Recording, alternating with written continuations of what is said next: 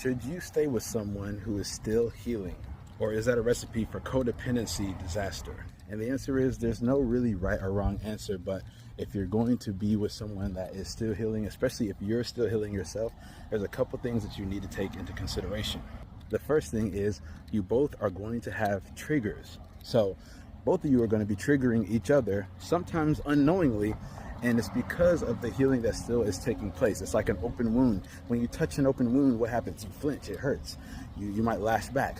That's really what happens, because emotional wounds are just the same as physical wounds. They're just inside.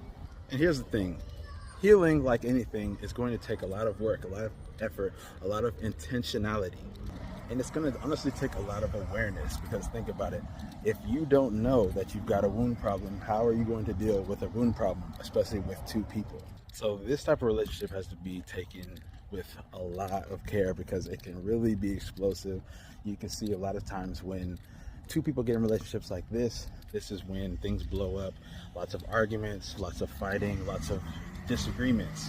So if this is the type of relationship you're looking for or want to enter into, just be wary of the work that's going to be involved. But honestly, I don't feel like anyone is going to be 100% healed. And a lot of times when you're entering into relationships, these things are going to actually bring about the healing.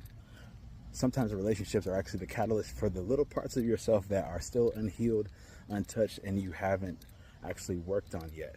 It's almost like a mirror, bringing up the things like the wounds that you really can't see very well or didn't even know they were still there. So in a way, relationships can help you to heal faster, or heal parts of you that you just didn't understand were still unhealed.